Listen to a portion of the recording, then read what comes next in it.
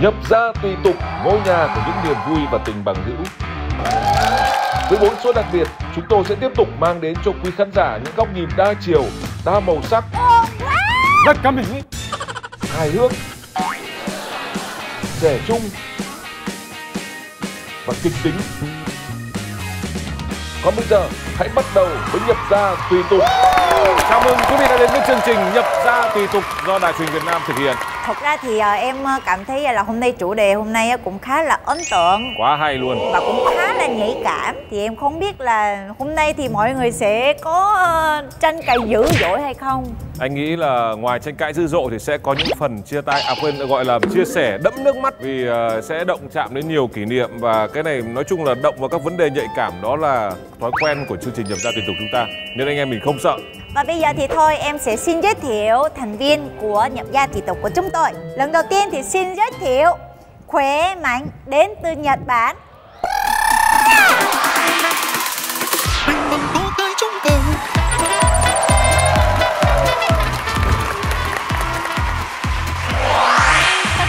Chào anh chị ạ. Em đi mà kiểu như là rất là kiểu robot. Cái lúc quậy nhất của em ở trông sẽ như nào? Chắc là do em đang hồi hộp. Hồi hộp, ok. Vâng. Và chúng ta sẽ cùng gặp gỡ một chàng trai trong các cuộc tranh luận của chúng tôi chả kiêng dè gì ai, và luôn luôn giơ tay đòi phát biểu và tranh nói. Giới thiệu CJ đến từ Nigeria.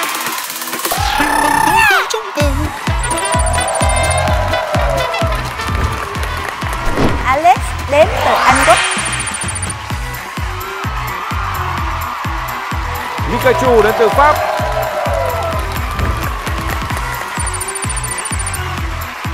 Amber đến từ Anh Quốc.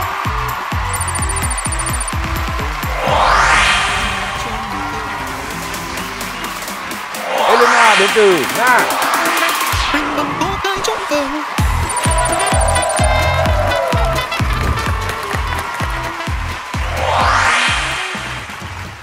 Như mọi người đã biết thì Nhập gia tùy tục của chúng ta do các bạn người ngoại quốc tham gia, nên là cũng có luôn một đặc sản, đó là chúng tôi ngồi nghe căng tai để nghe các bạn nói, mà các bạn viết thì chúng tôi cũng căng mắt ra đọc. Nói chung rất căng thẳng khi các bạn nói và nghe tiếng Việt. Nhưng hôm nay tiếp tục trong chương trình liên quan đến chủ đề học tiếng Việt và kiểm tra các ngôn ngữ tiếng Việt, các phương pháp ngôn ngữ tiếng Việt, thì chúng tôi quyết định tổ chức một game show. Yeah. Wow. Rồi, chúng ta sẽ chia hai đội như cách chúng tôi đang để các bạn đứng ở hai cánh như này, và chúng ta sẽ cùng thi một cuộc thi có tên là đuổi hình bắt chữ. Wow, em thích trò này. Hai đội sẽ chia làm hai, sau đó là chúng tôi sẽ có một câu hỏi sẽ được hiện lên trên màn hình. Đội trưởng sẽ là người đứng đây để nhìn câu hỏi, sau đó không được nói gì, có thể được vẽ cũng được, rồi được giải thích bằng hình thể cũng thoải mái, nhưng mà không được nói, để hai thành viên của mình đứng ở đây nhìn mình, không được nhìn màn hình, mà đoán được ra cái câu đấy có nghĩa là như thế nào. Wow, Mà cái này rất là khó nha, em thấy cái quá này nó khó luôn. Khó Người nhiều. thuần Việt chơi cái này cũng khó, chưa nói gì là các bạn ngoại quốc. Dạ. Nhưng mà chính vì khó nên chúng tôi mới thử thách các bạn. Sẵn sàng chưa? Ok. Sẵn sàng. Sẵn sàng. Cái gì đấy? Dạ em giờ này Thể hiện xem quyết tâm show quyết tâm. Rồi, ok. Rồi, chúng ta sẽ cùng đến với game show đuổi hình bắt chữ kiểu của Nhập gia tùy tục. Xin mời mọi người.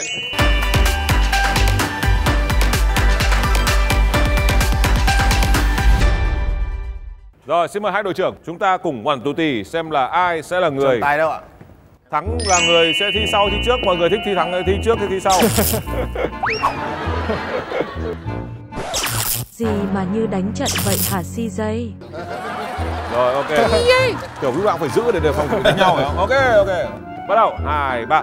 One, two, three. Ra cái gì? Ra cái này. Ra cái này. Rồi. CJ là chiến thắng. Em sẽ chọn là người chơi trước hay chơi sau, em được quyền? Cho nhường quyền cho các bạn để chơi trước. Nhường quyền, ok. Rất là gọi là hào sảng. Nào, bây giờ đội của Pikachu sẽ chơi trước. Em đứng lên đây. Em được quyền mô tả và vẽ ra đây. Được quyền múa may quay cuồng thoải Nhưng mà mái. không nói chuyện. Không được nói. Nhưng mà em có thể này Không như vậy được. có được không? Không được ra tiếng. Không được.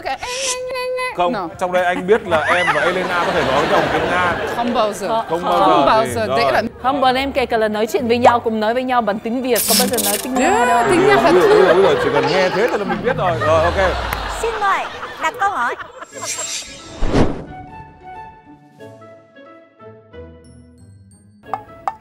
Ôi, cái này sao biết được trời. Có một số từ vựng em không biết. Rồi em hỏi, em có thể hỏi, anh có thể thay mặt ban tổ chức trả lời em. Ok.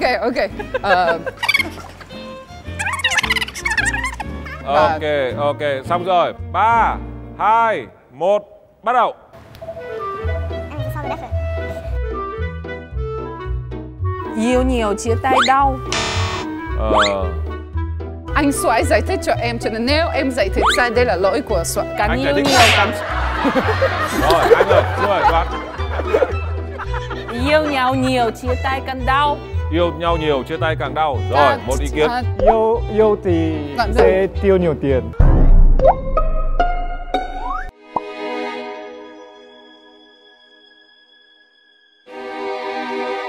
No. Tuyệt vời. Xin chúc mừng đội của Pikachu. Các bạn đã giải quyết xong câu đầu tiên, hoàn toàn không chính xác. Anh ơi, Hả? nhưng mà em muốn hỏi ý kiến Pikachu là hiểu cái này như thế nào? Rồi, ok, bây giờ Pikachu giải thích cho anh xem câu đấy như nào. Ok.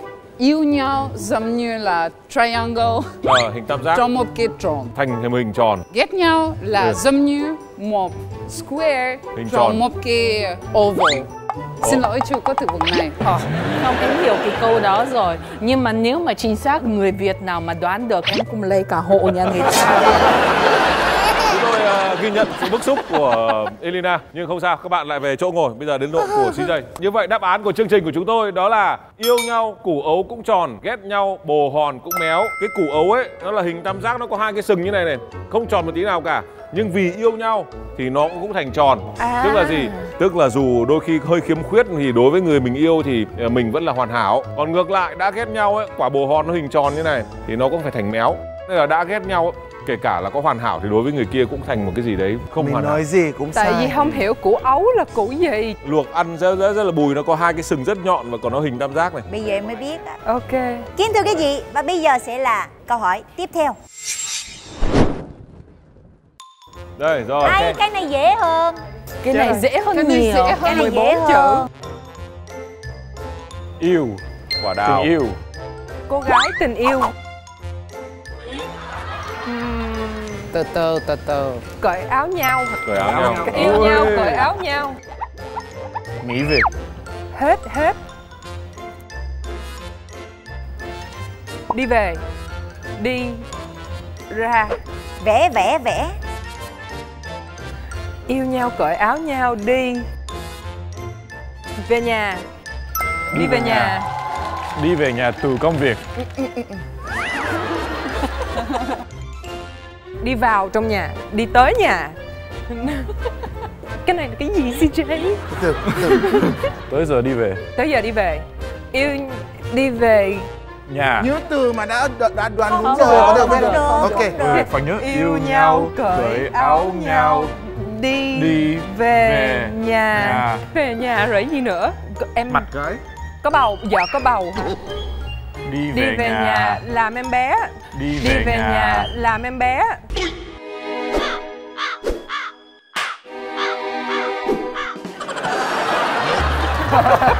Cởi áo nhau xong làm em bé luôn. Gái. Con gái. Em. Vợ chết nữa. Mẹ. Ok mẹ. Yêu nhau cởi áo nhau, đi về nhà mẹ. Đấy kìa. Đi về nhà của mẹ. Em có thể vẽ cái gì đặc trưng của nước Anh hơn đấy. Tại vì là hai bạn này đến từ nước Anh nên là em vẽ một cái gì đặc trưng của nước Anh. Rồi. Đi qua, đi vượt qua. Em chịu anh ơi. Cái này vẽ được mà. Wow. Em cũng biết em Ok. Qua cầu. Qua cầu. Trời ơi CJ, cái đó mà là cái cầu man. Ok. Hỏi qua cầu. Hỏi qua cầu. Hỏi mẹ qua cầu. Gió. Bye. Bye. Đọc lại cả câu. Đọc lại cả câu. Yêu nhau cởi áo nhau, đi về nhà. Mẹ Hỏi qua cầu. cầu. Thổi bay. Gió bay.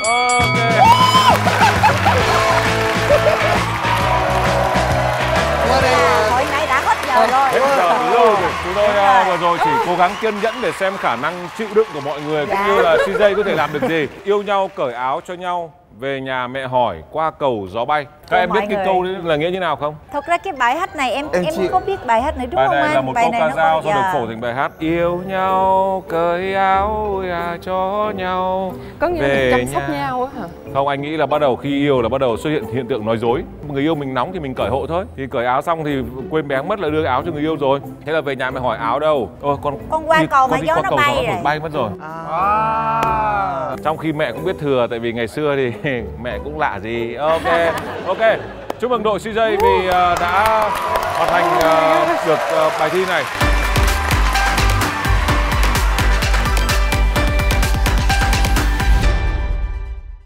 Thưa quý vị, như vậy là cuộc thi của chúng tôi đã kết thúc. CJ nhỉnh hơn một chút so với đội Mikachu. Mikachu vẽ quá trừu tượng, nhưng mà thông qua đó thì quý vị cũng có thể thấy là chủ đề ngày hôm nay chúng ta loanh quanh đâu đó sẽ nói về chủ đề tình yêu. Nãy giờ thật sự thì quá là căng thẳng, cho nên chúng ta đang cần một cái gì đó nó giải lao một chút Giải tỏa. xíu. Dạ, phải Thư giải giãn một tỏa chút. và thư giãn một chút xíu. Ok. Thì em sẽ xin giới thiệu một ca sĩ rất là cá tính, độc nhất. Cái gì vô nhị hả anh? Độc nhất vô nhị, có 102. Độc nhất vô nhị có 102. Xin giới thiệu ca sĩ Thảo Trang.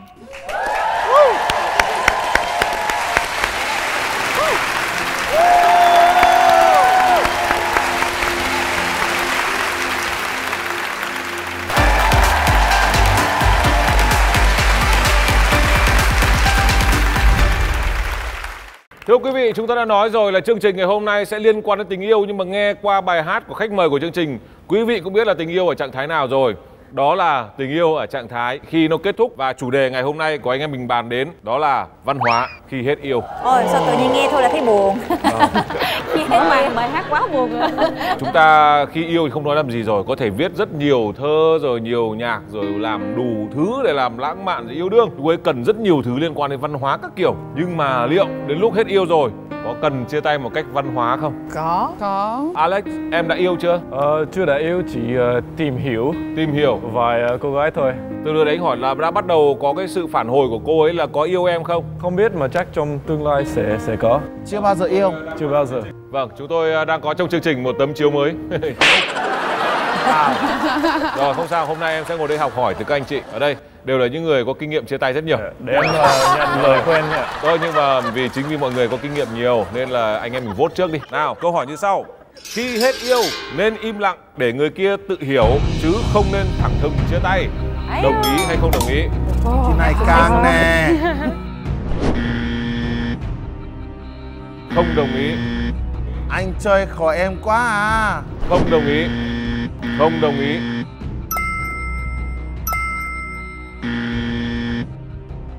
Đây.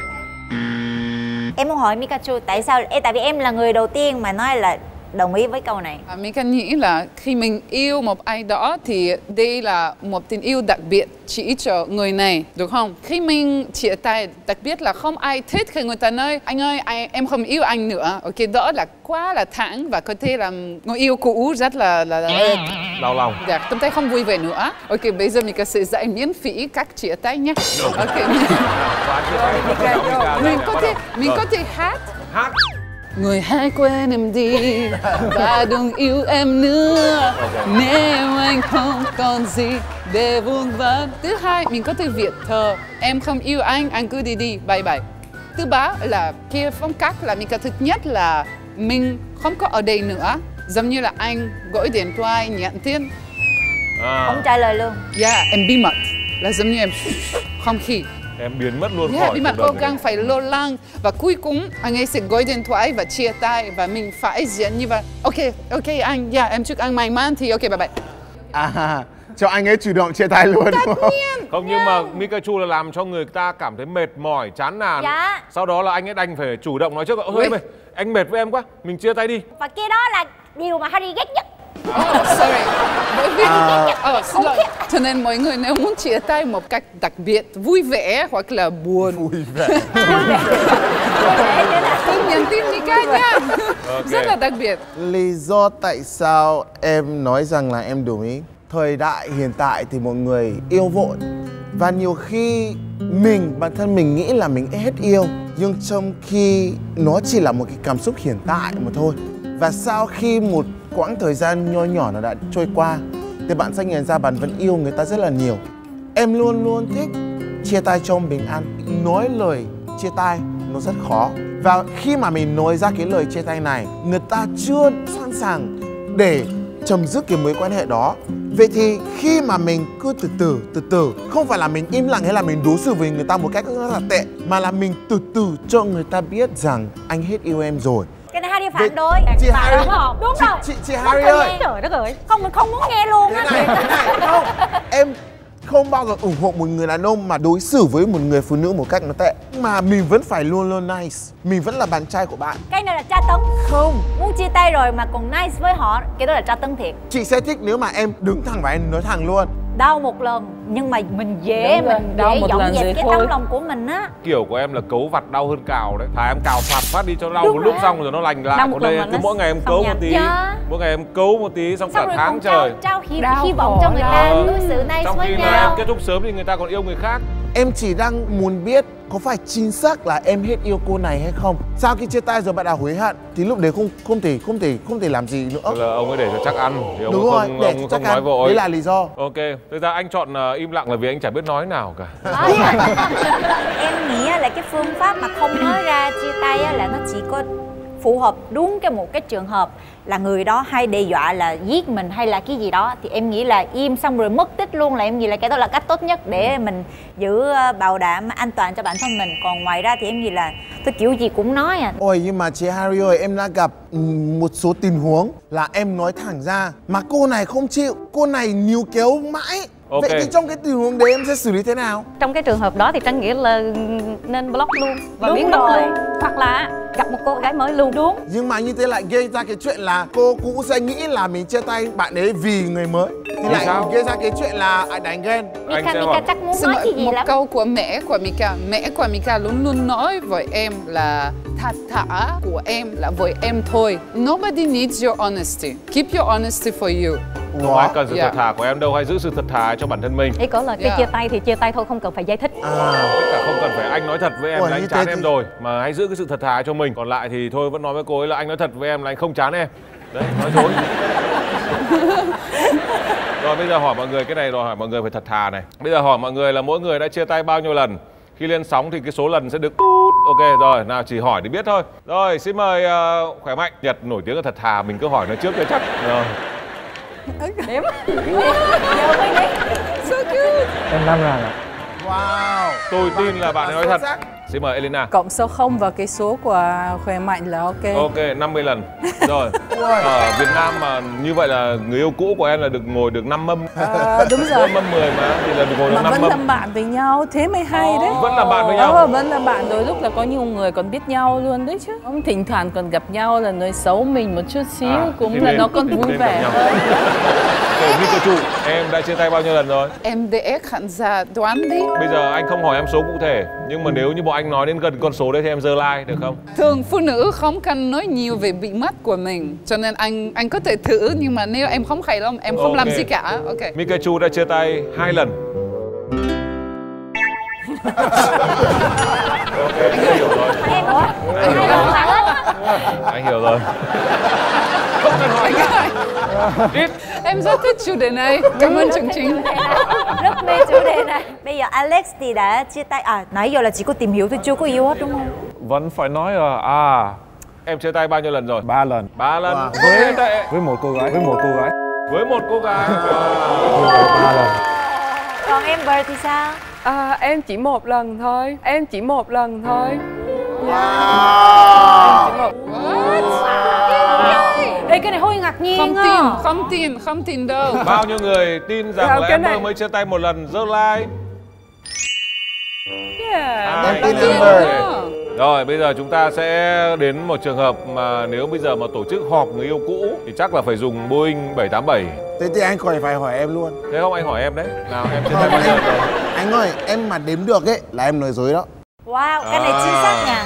Đây không phải là sẽ đang dạy các bạn phải làm như thế. Các bạn đừng nên làm như thế. Nhưng mà hồi xưa sau cấp 3 em mới vào trường đại học thì em luôn luôn có list bạn gái của em và kiểu gì cũng phải có ít nhất là 14 tên. 14 tên. Người mà em đang yêu cùng một lúc. Đấy là hồi xưa, trước đây, hồi ăn chơi. Hồi đấy là lý do vì sao em không? bảo là em chơi đủ rồi em mới dám lấy vợ. Thế nhưng mà nếu mà nói là yêu nghiêm túc chắc chưa đến 10 lần đâu. Ok, Harry Won. Rất nhiều. Em rất nhiều, khoảng chừng hơn 10 người thôi. Hơn 10 dạ, người. nhưng mà cũng có những cái tình yêu mà kiểu như là trẻ trâu, mình 2 tuần xong bỏ mà không tìm hiểu gì kiểu vậy. Mấy cái đấy thì em không tính, đấy là lý do vì sao em nói là nếu mà tính mấy cái đấy thì em không đếm được. Thảo Trang 4-5 lần gì đó. 4-5 lần gì đấy. Anh khoảng 3 lần. Wow, anh ngoan thế. Đừng có nhìn như vậy, không có nháy. Rồi.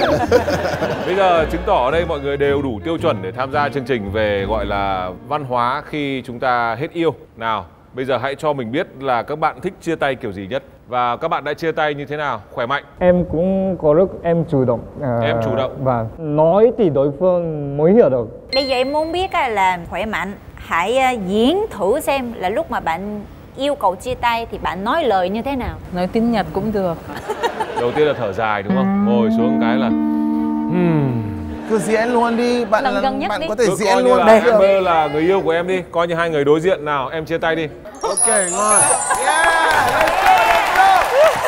Chia tay đi, chia tay Đừng đi từ từ đến em như vậy anh à. Anh Chia tay thì nó trông như rơi ví này. Anh xin lỗi em. Chuyện gì? Thực ra anh phải về nước.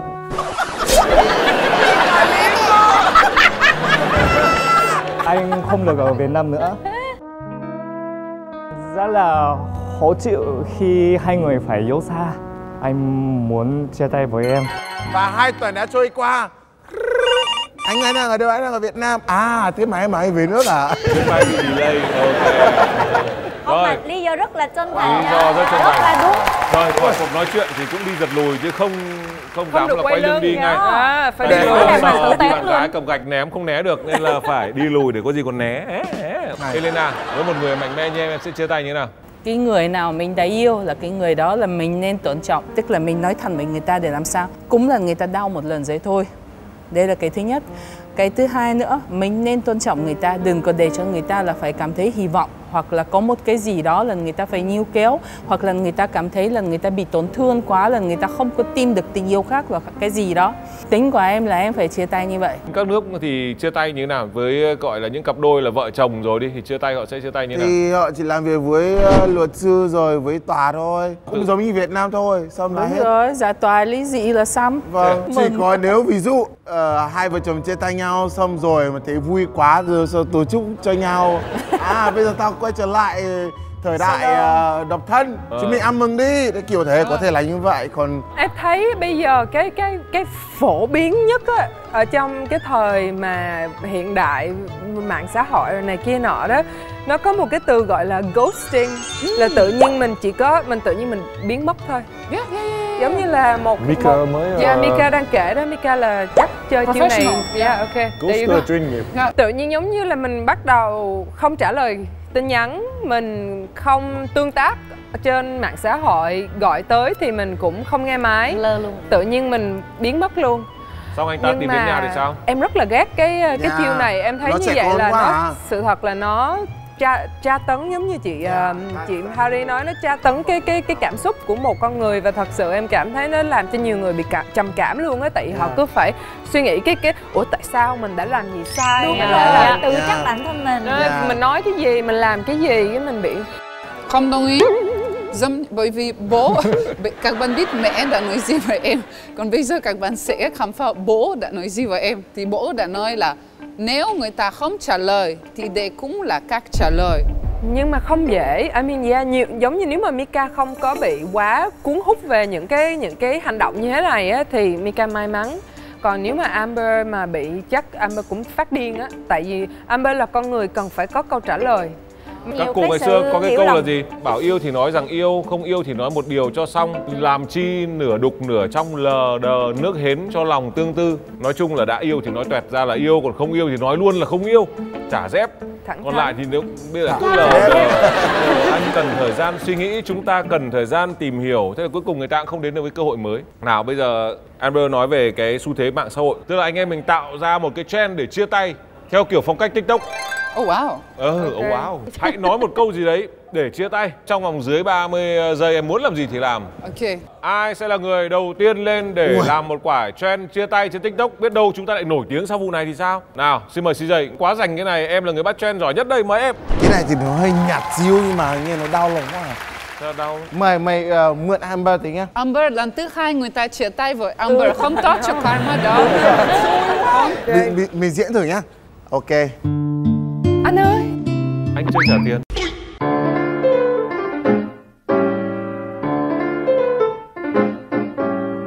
Chính xác.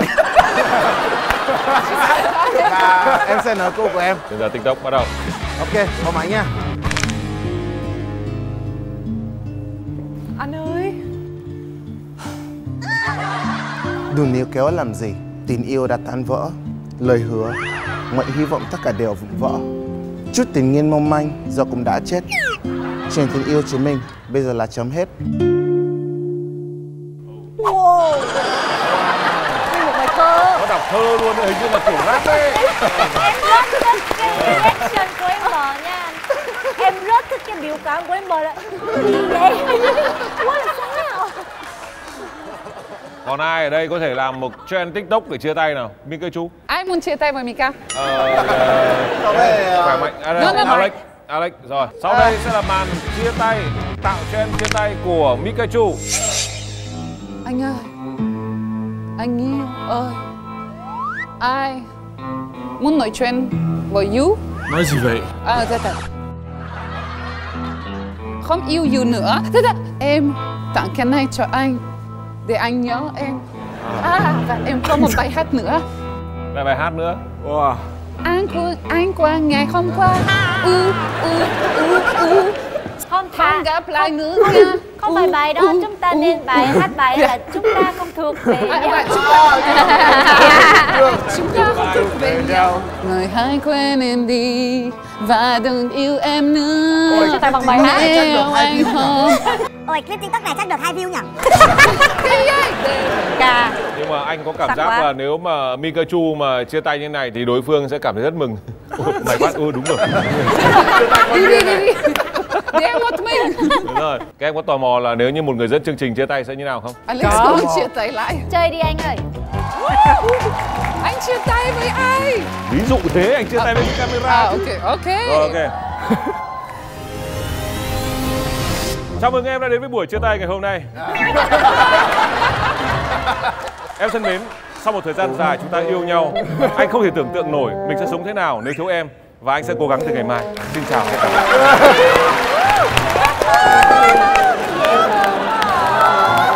Rất là chuyên nghiệp. Và anh sẽ cố gắng từ ngày mai. Anh cảm giác là nếu giả sử có cô gái nào không may mà gặp phải cảnh chia tay đấy thì vâng. Xong trước kịp hiểu gì là xong rồi. Mình đã chạy mất rồi. Đấy chứ đấy. Thôi anh ví dụ thế thôi chứ còn nếu mà hành trend TikTok cũng mà chết. Chúng ta quay trở lại cuộc nói chuyện, đó là những hệ quả của việc chia tay. Trong thời đại 4.0 và mạng xã hội thì có thêm một màn nữa là chia tay xong bóc phốt. Biết bóc phốt là gì không? Biết ngay. Hết lên. Để mọi người biết. Ok. Đã có ai sau khi chia tay nói xấu người yêu của mình giơ tay? Nói xấu trên mạng hay là nói xấu ở ngoài đời? Cả hai. Người ta chỉ nói xấu của những người mà thực sự là xấu thôi. Ví dụ em từng bị một cô gái ngoại tình và em chia sẻ cái nỗi đau của em cho mọi người và em chia sẻ đúng những thứ mà cô ấy đã làm và đúng là nói xấu trên mà em cũng đăng lên mạng. No. Không, mà ngoài đời thì chắc là mỗi người ai cái đó là chuyện bình thường. Nếu mà người ta đã làm một cái gì xấu, mình chỉ cần kể sự thật thôi là nói xấu thôi. Còn cái việc bóc phốt lên mạng xã hội em thì nó trẻ con quá đi mất á. Cái nó hoàn toàn là không cần thiết. Nhưng anh nghĩ là có khi lúc đấy người ta cũng không thể nào điều tiết được cảm xúc của mình ấy. Cũng giống như là mình mà ở trong trạng thái say rượu chẳng hạn. Lúc ấy có thể em chia tay buồn quá, em say rượu xong em lên em khóc lóc rồi em viết bài để nói xấu người yêu mình chẳng hạn. Xong hôm sau thì em người yêu cũ, xong hôm sau em xóa, kiểu thế. Có không? Em thấy nó cứ thế nào ấy. Nếu mà em thấy đứa nào mà nó chia tay người yêu nó lại lên nó bóc phốt người yêu nó em block luôn. Trước khi block chửi trước. Chửi xong block nó không chửi lại được. Ok được. Thảo Trang thì sao? Em thì tại cũng đa số là em tự nói lời chia tay với bạn trai cũng chưa bị bồ đá bao giờ. Thì mỗi người sẽ có mỗi cái cảm xúc khác nhau, thì mỗi sự chia tay nó cũng khác nhau. Nhưng mà chưa bao giờ em đưa lên mạng xã hội cả. Chỉ nói những điều tốt đẹp trên mạng xã hội thôi. Đúng là anh nói là em là người nổi tiếng, cho nên những cái chuyện về cá nhân thì rất ít khi chia sẻ cụ thể, trừ phi đó là niềm vui. Rồi, đấy là việc không chia sẻ, nhưng mà các cuộc chia tay của em diễn ra như nào? Phong cách, thái độ, nhạc nền, rồi màu sắc các kiểu, có cần lựa chọn địa điểm không? Có một cái em chia tay em hơi hối hận là em chia tay qua tin nhắn.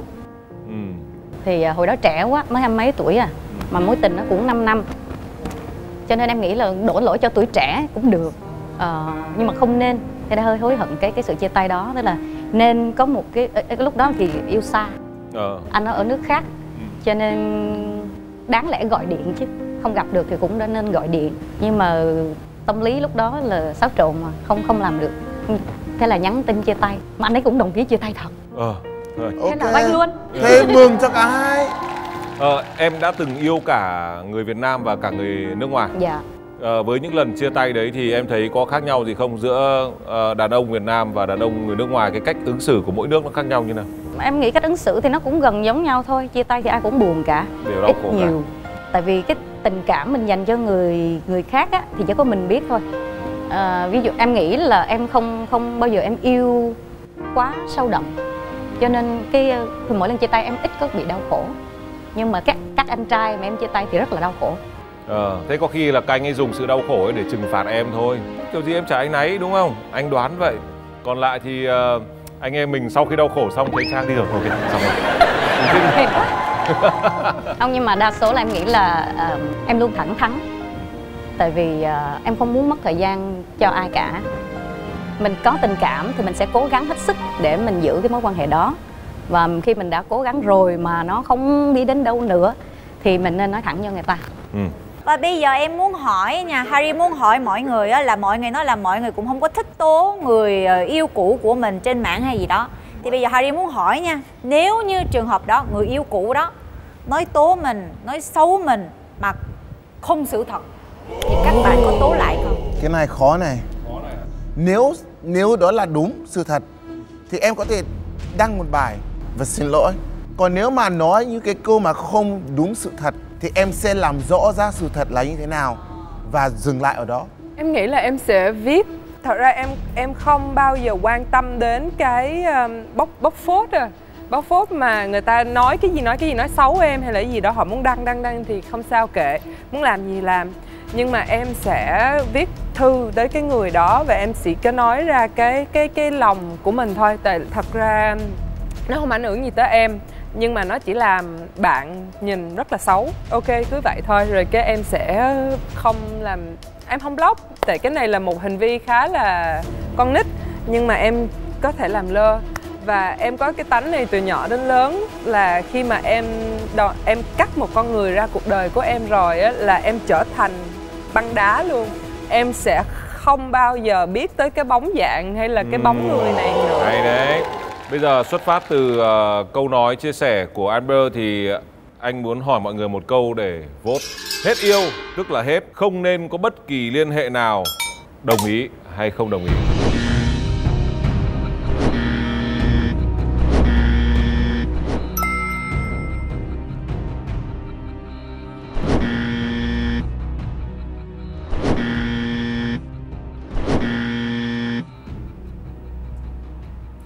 Phải giải thích. Ok, rồi. Anh giải thích luôn, sở dĩ anh làm như thế là vì anh yếu mềm, nên là nếu như liên hệ lại thì anh sợ lại không chia tay được. Mika muốn nói là thì khi mới chia tay thì tất nhiên sẽ có một thời gian hai người không nói chuyện với nhau, nhưng nếu đây là một người tốt, có thể có potential để trở thành một bạn, thì làm sao mình không nói chuyện với nhau nữa? Em có tin vào tình bạn sau khi đã chia tay không?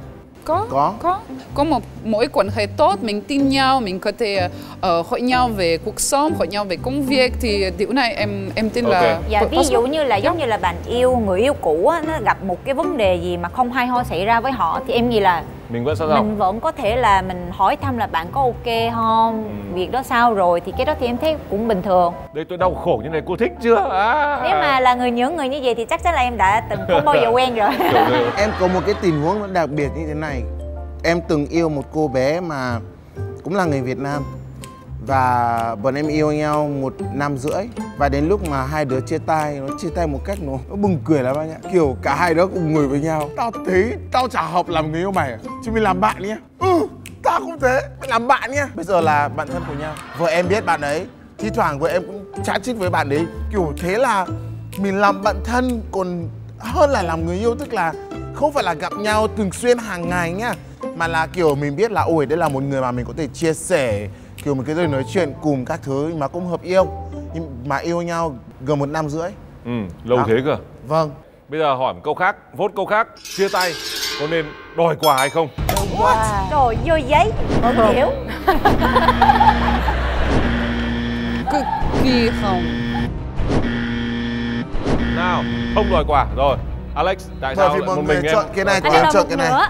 Tại vì nếu có mới mua, mới tặng quà rất giá trị và họ ví dụ như họ cảm xúc, em thấy thành thật mà nói em không phải là người giàu. Nếu em tốn tiền dùng cho mua tặng quà giá trị cao thì chắc chắn trước khi chia tay em sẽ tìm cách lấy lại đôi quà. Nếu người ta không làm gì sai thì không đôi quà đâu. Mika mới chia tay với Alex, bây giờ Mika muốn chia tay lần thứ hai nha.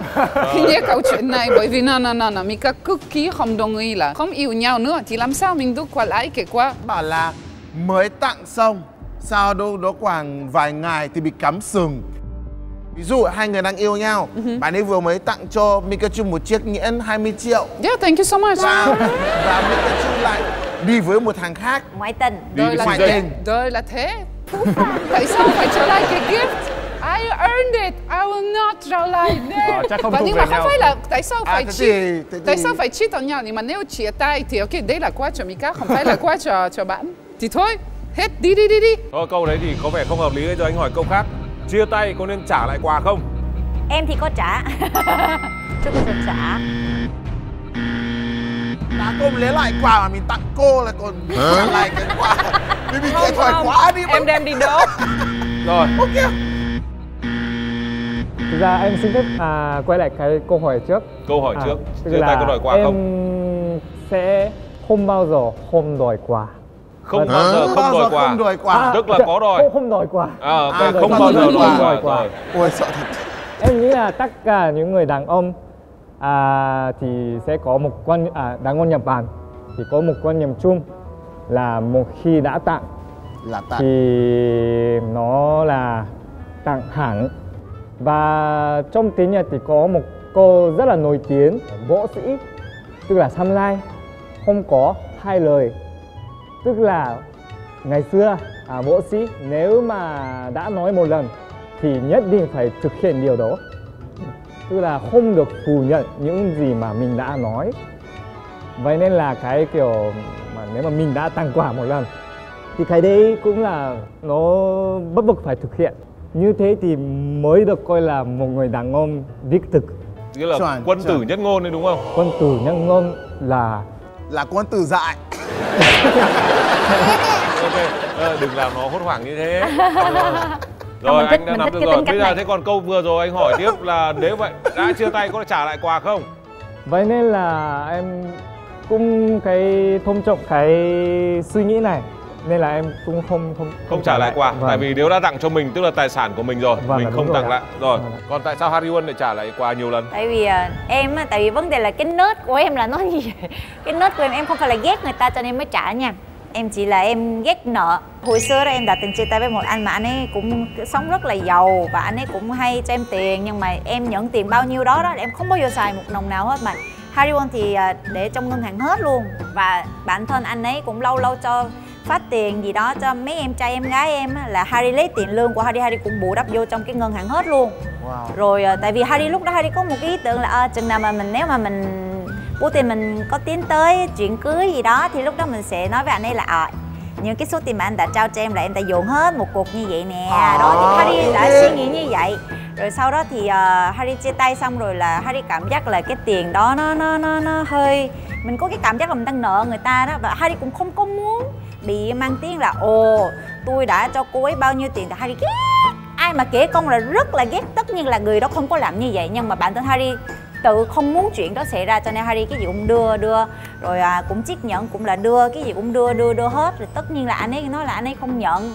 Thì có những cái món mà Harry cảm thấy là mình nhận cái này mình không có cảm giác là mình mang nợ đó thì Harry nhận. Còn những cái mà liên quan tới tiền bạc hoặc là những cái chiếc nhẫn mà có ý nghĩa thì Harry nói là thôi mấy cái này thì anh nhận giùm em đi, anh nhận thì em mới cảm thấy an tâm.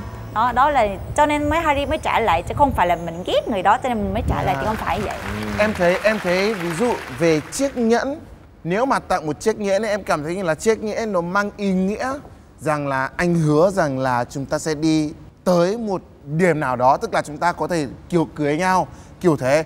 Và nếu mà sau này chuyện đấy không có xảy ra nữa thì có thể là trả cái chiếc nhẫn cũng được. Thì đương nhiên là không phải là đổi lại, nhưng mà khoan, có thể khoan. Đồng ý với CJ, nhưng nếu là Trang á thì nếu mà Trang nhận nhẫn đính hôn chẳng hạn từ người muốn cưới mình, nếu chiếc nhẫn đó mà mua bằng tiền của anh ấy á thì có thể Trang không cần phải trả, tại nó có thể mình giữ làm kỷ vật. Nhưng nếu như cái chiếc nhẫn đó nó có ý nghĩa với anh đó, ví dụ từ gia đình để lại chẳng hạn, tất nhiên thì I will return. Mình sẽ trả lại để cho anh đó trao cái chiếc nhẫn quý giá đó cho một cô gái xứng đáng với anh đó. Từ em nói anh mới để ý tay của em giơ cái tay phải lên, tổng cộng đấy cái nhẫn nào là không trả hết hả? Hay là nhiều hết? Không trả chiếc nào đâu. Không trả chiếc nào. Nguyên cả 4 cái luôn. Có những anh chàng người ta sẽ cảm thấy bị gọi là sỉ nhục nếu như mình trả đồ lại. Người ta sẽ không thích cái điều đó. Đúng rồi, giống như mình đúng rồi. tát nước vào mặt người ta vậy, nói em làm như vậy là không tôn trọng anh. Em thích những người như vậy. Được. Bây giờ anh sẽ hỏi một câu nữa rồi mình sẽ khép lại cuộc nói chuyện ngày hôm nay. Anh phải nói chân tình rằng là trong cuộc sống hàng ngày thì anh đã chứng kiến rất nhiều cặp đôi là sau khi chia tay họ có thể làm bạn với nhau. Tức là kể cả là cùng nhau chăm những đứa con chung, rồi giúp đỡ nhau hàng ngày, rồi chăm sóc bố mẹ hai bên. Nhưng mà tình cảm của vợ chồng thì chấm dứt. Khi anh trao đổi với họ thì họ thường đồng ý với nhau một quan điểm, đó là khi chia tay họ đã xác định rất rõ rằng là cái việc chia tay này là để hướng đến hạnh phúc cho cả hai. Vậy thì sau khi chia tay và ly hôn đấy thì chúng ta nên nói gì với nhau để có thể duy trì được cái mối quan hệ đấy? Tùy vào cái mối quan hệ đó, ví dụ có con thì là một cái kiểu khác. Thì là vì con mình có thể hy sinh, thậm chí là có thể dự một buổi tiệc chung, đi ăn tối chung, cả đội đại gia đình cùng với nhau. Cả mới cũ. Cả người mới người cũ. Nhưng nếu không có con thì em nghĩ sẽ nó hơi khó. Còn nếu đã căm thù nhau thì sẽ hơi khó. Lúc đó thì tách luôn, chia đôi. Đừng ai nấy đi. Rồi. Chào mừng quý vị đến với chương trình chia tay của chúng tôi. Rồi, nào, chúng ta chia tay lại cho vui vẻ nào. Quý vị thân mến, khi chúng ta bắt đầu yêu ai đấy thì chúng ta sẽ cầm chắc một sự đau khổ trong tương lai. Bởi vì chắc chắn sẽ có lúc chúng ta phải chia tay người yêu của mình. Một là chúng ta sẽ chia tay theo kiểu tự nhiên, tức là già đi và người yêu mình chuyển sang thế giới khác, hoặc là mình chuyển sang thế giới khác và cuộc chia tay diễn ra. Và hai là cuộc chia tay đến sớm hơn, chúng ta sẽ chia tay khi mà hai người cảm thấy là ở bên nhau không còn hạnh phúc nữa. Và mục tiêu của chúng ta, các cuộc chia tay đấy là nhằm để chúng ta tìm kiếm những hạnh phúc mới. Do vậy, hãy làm sao chia tay bằng cách nào cũng được, theo cách thức nào thì tùy các cặp đôi, không có quy chuẩn chung về chia tay cho tất cả các cặp đôi. Nhưng hãy nhớ, chúng ta chia tay là để tìm kiếm những hạnh phúc mới. Nên hãy nhanh chóng làm sao chia tay để bớt đau khổ nhiều nhất. Hoặc nếu có đau khổ thì vết thương cũng nhanh lành nhất để chúng ta có thể đến với những hạnh phúc mới. Như vậy mới coi là một cuộc chia tay thành công. Vì nếu như anh em mình chia tay xong anh em mình vật vã đau khổ thì hóa ra thôi thà đừng chia tay nó còn hơn. Đúng không ạ? Dạ. Cả nhà đồng tình như vậy không ạ? Dạ. Nên là rồi, ở đây thì Alex, em cần cố gắng hơn trong việc chia tay. Hiện nay em có 3 lần như vậy là còn hơi ít nên là Xui người ta như vậy anh. Rồi. Và hôm nay Harry cũng rất là cảm ơn ca sĩ Thảo Trang đã đến với chương trình của mình. Thì bây giờ Trang thì cảm thấy là gặp gỡ với mọi người và nói chuyện với mọi người thì Trang cảm thấy như thế nào? Trang có tham dự chương trình một lần rồi. Cái kinh nghiệm từ mỗi người thì cũng rất là thú vị. Và Trang hy vọng là tất cả chúng ta không phải chia tay ai nữa.